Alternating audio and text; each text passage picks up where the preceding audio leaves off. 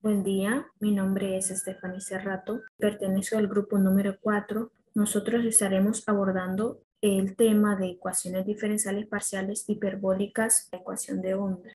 Daré una pequeña introducción al tema. Tenemos que una función de onda describe el comportamiento de algo que se agita. En el caso de las ecuaciones de Maxwell, la función de onda describe el comportamiento de los campos eléctricos y magnéticos. En el caso de una onda en una cuerda, la función de onda describe el desplazamiento de la cuerda. Todas las ondas se pueden describir en términos de la suma de ondas de seno o coseno, con ajustes en la posición del pico, la longitud de onda y la amplitud. Una ecuación de onda típicamente describe cómo evoluciona una función de onda en el tiempo. Entonces tenemos que el mayor exponente de las ecuaciones en derivadas parciales hiperbólicas es la ecuación de onda. Esta tiene numerosas aplicaciones en la física y la ingeniería.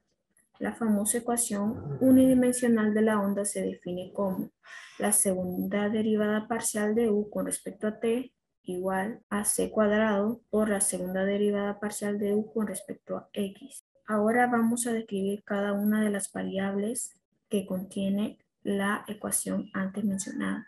U es igual al desplazamiento de la onda, t es igual al tiempo, x es igual a la dirección espacial y c es la rapidez de la onda.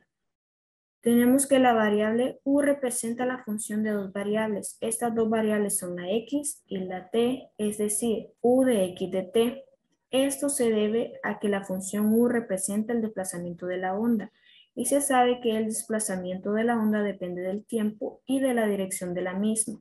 Las condiciones de x y de t deben ser definidas al inicio. Entonces, volviendo con la ecuación antes mencionada, podemos comprobarla de la siguiente manera. Sea u igual a seno de x de kx menos wt, donde k es el número de onda y w es la frecuencia angular. Entonces tenemos que la segunda derivada parcial de u con respecto al tiempo es igual a menos la frecuencia angular al cuadrado por seno del número de onda por la dirección espacial menos la frecuencia angular por el tiempo. De la misma manera, también tenemos que la segunda derivada parcial de u con respecto a la dirección espacial es igual a menos el número de onda al cuadrado seno del número de onda por la dirección espacial menos la frecuencia angular por el tiempo. Entonces sustituimos estas dos expresiones en la ecuación principal. Entonces tenemos que menos w cuadrado seno de kx menos wt igual a menos c cuadrado k cuadrado seno de kx menos wt. Entonces podemos apreciar que para que la igualdad se cumpla es estrictamente necesario que w cuadrado sea igual a c cuadrado k cuadrado. Entonces simplificamos un poco y tenemos que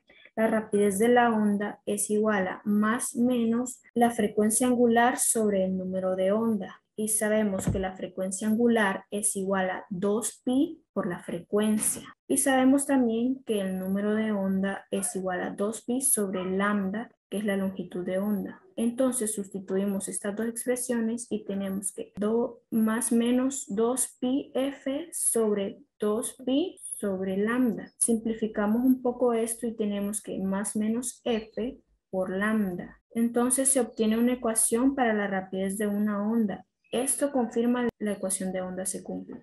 Mi nombre es Joxanely Rueda López y yo explicaré el planteamiento y solución del problema, ¿verdad? Entonces, primero empezaremos viendo el método explícito.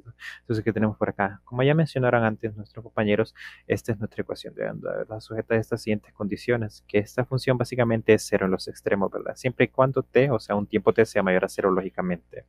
Luego esta función hablada en u de x, 0 va a ser una función f de x y la parcial de u con respecto a t evaluada en x, 0 va a ser igual a g de x, ¿verdad? Entonces, ¿cómo va a ser para resolverla? Pues tomaremos las aproximaciones para la segunda derivada, que es esta que tenemos por aquí, ¿verdad? Sin tomar en consideración su error.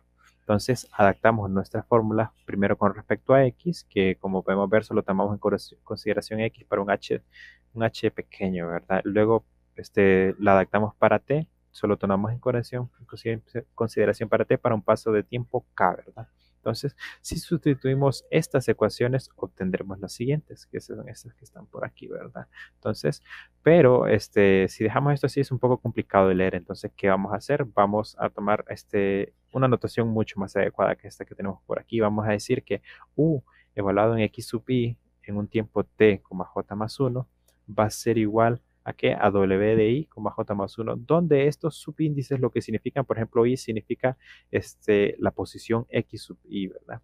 J más 1 significa el tiempo j más 1, ¿verdad? Para este caso. Entonces luego vamos a tomar a lambda igual a alfa por k sobre h. Luego hacer esa manipulación algebraica y mandar a despejar todas las constantes que nos quedan por ahí. Obtendremos este siguiente. Y resolveremos para el tiempo futuro, que es este que está por aquí, ¿verdad? Entonces, ¿qué obtendremos? Que w de i, j más 1 va a ser igual a 2 multiplicado por 1 menos lambda al cuadrado multiplicado por la función, o sea, w de i en el tiempo x sub i, j por aquí, más el lambda al cuadrado multiplicado por w de i más 1, j más w de i menos 1, j menos w de i, j menos 1. Bien, ahora solo debemos recordar que esta ecuación es aplicable ¿para qué? Para todo i que abarque desde i igual a 1,2 hasta m menos 1. ¿Por qué hasta m menos 1? Porque las condiciones iniciales nos indican que es 0 en ese punto, ¿verdad? Luego j es evaluable para cualquier tiempo, j1, 2,3, siempre y cuando sean enteros positivos. Luego tenemos que por las condiciones iniciales w de 0, j es igual a w de m, j van a ser igual a 0, ¿verdad? Por esta misma razón, esta función, estos índices llegan hasta m menos 1 y j puede tomar cualquier valor. Y la condición inicial implica que w de i, 0 va a ser igual a una función f de x. Entonces, si escribimos esto en forma matricial, obtenemos la siguiente matriz que está por aquí, ¿verdad? Entonces, las ecuaciones anteriores implican que el j-décimo paso requiere desde los j-décimos pasos, se produce un problema inicial. ¿Por qué un problema inicial? Porque necesitamos conocer w de i sub 1 para poder encontrar los siguientes, ya que esta es una fórmula recursiva. Entonces, ¿cómo lo vamos a encontrar? Pues hay varias formas de encontrarla, ¿verdad? Una de ellas es partir de esta condición. Entonces, de esto lo podemos aproximar utilizando el polinomio de Maclaurin, ¿verdad? Entonces, si lo utilizamos, el polinomio de Maclaurin, tendremos lo siguiente, ¿verdad? Ya esta fórmula ya nos permite calcular de forma recursiva esta ecuación de aquí. Esto no es un sistema de ecuaciones como tal, es una fórmula recursiva, es decir que pues, utilizamos los j-décimos pasos anteriores para calcular el j-décimo paso adelante de los demás. Entonces, una vez eso hecho, entonces podemos calcular las ecuaciones y encontrar una aproximación para la ecuación diferencial de onda. Muy bien, ahora que vimos el método explícito, ahora vamos a hacer el método implícito. Es bastante similar, solo que tiene algunas consideraciones más, ¿verdad? Entonces, siempre vamos a partir de la misma definición de ecuación de onda y vamos a utilizar las mismas aproximaciones numéricas para la segunda derivada, claro, sin tomar en consideración su error, ¿verdad? Entonces, partimos de lo mismo, adaptamos nuestra aproximación con respecto a x, para un paso de posición h, ¿verdad? H pequeño. Luego también adaptamos nuestra derivada para x, para t, ¿verdad? Que está por aquí. Entonces, para un paso de tiempo k, ¿verdad? Entonces, luego sustituimos en la ecuación original de la ecuación de onda y obtenemos similarmente lo mismo, ¿verdad? Y luego aquí tenemos otra vez otra notación más parecida, que si aún no quedó claro, ahorita va a quedar más claro. Entonces tenemos la función u, ¿verdad? Entonces, que está siendo evaluada en x sub i, t sub j, ¿verdad? Entonces, esto va a ser simplemente igual a w de i, j. Entonces, ese es lo que significa la notación, para que quede más claro. Bien, entonces, ahora una vez explicado eso, siempre tomaremos a lambda igual a alfa por k sobre h. Luego aquí simplemente reemplazamos y sacamos factor común. Aquí lo tenemos por aquí, que nos queda alfa sobre k por lambda por h, ¿verdad? Entonces, luego si mandamos eso a multiplicar por 0 al otro lado, nos queda lo siguiente. Solo que aquí va a haber una diferencia, ¿verdad? Que aquí no vamos a poder despejar para alguna de las variables. ¿Por qué? Porque no vamos a conocerlas como en el método anterior, ¿verdad? Nuestra condición inicial solo nos permite conocer la primera y la segunda, pero necesitamos más para poder ser capaz de conocerlas y reemplazarlas de forma recursiva como lo teníamos anteriormente. Entonces, esta ecuación de aquí es aplicable para todo i igual a 1 hasta m-1 por las condiciones iniciales para cualquier paso de tiempo j. Luego, por la condición inicial también tenemos que la función w sub i, 0 va a ser igual a fx para todo i hasta igual a 2, 3 y hasta m menos. ¿Cómo la vamos a resolver? Siempre tomaremos el mismo w i, 1. Utilizamos en la función anterior, ¿verdad? Que utilizando la función de Maclaurin lo calculamos. Entonces, vamos a ver para la primera ecuación, o sea, para el primer caso, si desarrollamos esta función para todos los j igual a 1 para la columna j, es decir, para el primer espacio de tiempo, y para las posiciones 1, 2, 3 hasta m-1 tenemos esto siguiente que tenemos por aquí, ¿verdad? Entonces, luego, si reemplazamos por las condiciones iniciales, vamos a obtener esto de aquí. Hay que recordar que una se hace en 0, ¿verdad? Entonces, completamos el sistema. Aquí tenemos este que está por aquí. Si completamos el sistema y lo escribimos de forma matricial, obtenemos esto que está por aquí, ¿verdad? No, hay que notar que sigue un patrón. Entonces, vamos a decir que B va a ser igual a este que está aquí, que son nuestras incógnitas. Vamos a decir que esta va a ser nuestra matriz de coeficiente, que va a ser igual a A, ¿verdad? Entonces, ¿qué procede?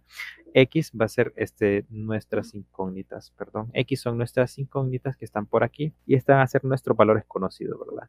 Que generalmente son 0 o 1 o los valores conocidos por las condiciones iniciales. Entonces, luego, ¿qué tenemos que hacer? Resolver el sistema a X igual a B, ¿verdad? Entonces, obtenemos KW sub I, 2. Este es un problema porque nosotros necesitamos conocer cada W sub J, ¿verdad? Entonces, sub I como J. Entonces, hay que resolver un sistema de ecuaciones prácticamente de n-1 por m-1 variables, lo cual es muy ineficiente. Entonces, por esta misma razón, no tomaremos en consideración para nuestro proyecto.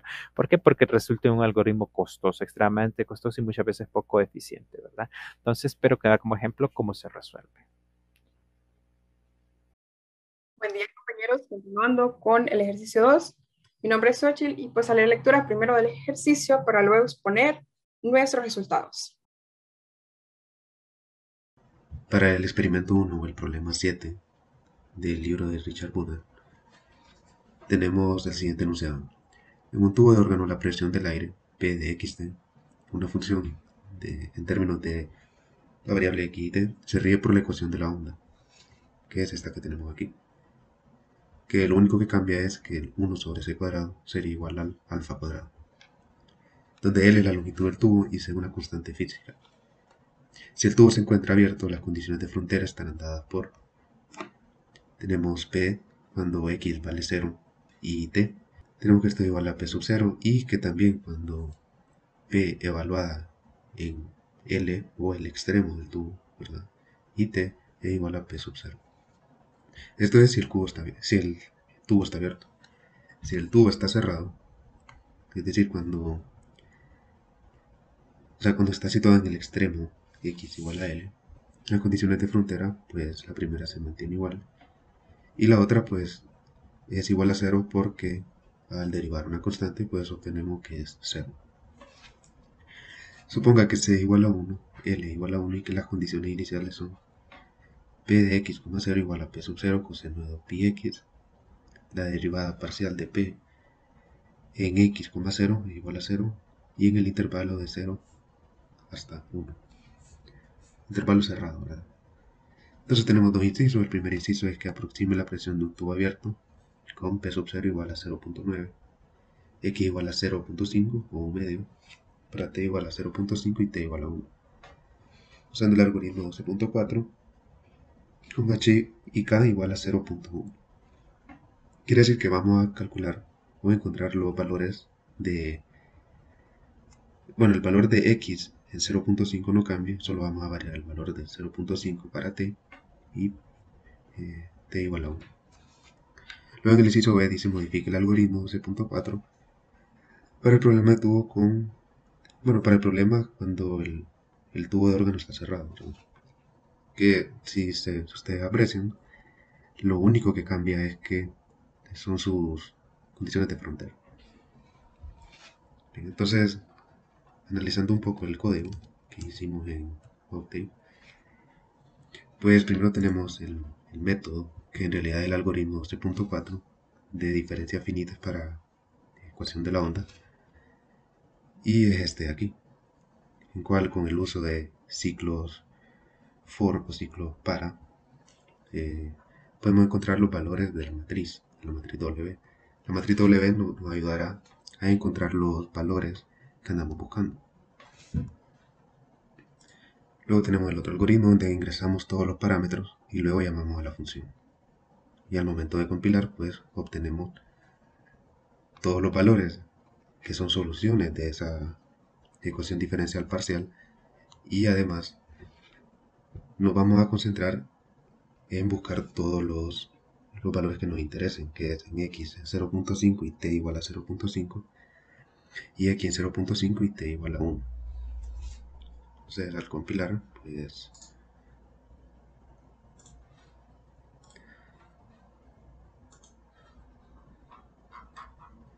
obtenemos lo siguiente. Para mostrarlo de una forma más ordenada, volvemos a la presentación y tenemos los valores para el inciso A, en donde se pueden ver todos los valores que son soluciones, pero nos vamos a concentrar en lo que nos interesa. Entonces, si nosotros contamos de aquí hasta acá, vemos que tenemos 11 filas, ¿verdad? 1, 2, 3, 4, 5, 6, 7, 8, 9, 10, 11. Entonces a nosotros nos interesa en 0.5, es decir, en la fila 6. 1, 2, 3, 4, 5, 6, fila 6. Y además nos interesa también en la columna 6, porque es en 0.5. Entonces 1, 2, 3, 4, 5, 6. Entonces obtenemos que el valor es 0.9. De igual forma, sin cambiar la fila, que es la fila 6, aquí, y en la última columna en t igual a 1, o sea en t sub 10. Entonces en la fila 6 obtenemos 2.7, fila 6, columna 10. Esta es para el inciso A. Para el inciso B es lo mismo, consideramos los cambios en las condiciones de frontera e igual podemos localizar las soluciones que andamos buscando, las soluciones específicas, las cuales son iguales, pero al haber hecho un cambio en las condiciones de frontera, también hubo un cambio en la solución. Entonces aquí se pueden apreciar. Eso es todo por el experimento 1 o ejercicio 7. En una línea de transmisión eléctrica de longitud L que conduce una corriente alterna de alta frecuencia, el voltaje V y la corriente I se describe por medio de esta ecuación, tenemos aquí, donde L es la inductancia por longitud unitaria y C es la capacitancia por longitud unitaria. Suponga que la línea tiene 200 pies de largo, que las constantes C y L están dadas por los siguientes valores que tenemos aquí, que son 0.1 y 0.3. Ahora nos dicen que suponga que además el voltaje y la corriente satisfacen cuando X es igual a 0 y cuando X es igual a 200 nos da 0. Estas serían nuestras condiciones de frontera. Luego nos da nuestro f de x, que es 110 seno pi x entre 200 para un rango de 0 a 200. Y pues luego nos da nuestras condiciones iniciales. Ahora nos dan las condiciones de frontera, pero para la corriente. Habíamos iniciado con el voltaje. Entonces nos da que nuestro f de x de las condiciones iniciales son estos de acá. Bien, entonces nos pide que aproxime el voltaje y la corriente cuando t es igual a 0.2 y t es igual a 0.5 usando el algoritmo 12.4 con h igual a 10 y k igual a 0.1. Así que nos vamos a lo que se realizó en el lenguaje de programación Octave. Entonces, iniciaremos con el voltaje ubicando los datos de L igual a 200, E igual a 1, alfa igual a la raíz de 0.1 por 0.3, que esto basándonos en lo que es nuestro algoritmo 12.4.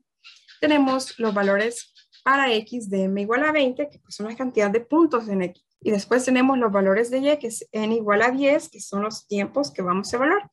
Luego definimos las funciones. La solución aproximada para el voltaje, que está aquí, la solución aproximada para la corriente, de esa manera. Y pues aquí estamos llamando las funciones que nos harán las aproximaciones para el voltaje y aquí las funciones que también nos harán las aproximaciones para la corriente. Ahora nos vamos a nuestros resultados al ejecutar el programa. Tenemos entonces para el voltaje estos resultados de aquí. Tenemos valores positivos y también identificamos valores muy parecidos para cuando t es igual a 0.2 y cuando t es igual a 0.5. Ahora nos vamos a nuestros resultados para la corriente, que son estos de aquí. Vemos que para una frontera, nuestras condiciones de frontera nos dio un valor de 0 para el primer valor, que es este de acá, y para el otro extremo también nos da 0. Después todos estos datos iban oscilando entre valores positivos y valores negativos. Entonces, si nos vamos a nuestros resultados para el voltaje, son valores muy parecidos para lo que es t igual a 2 y t igual a 5. Esto sería el ejercicio 2.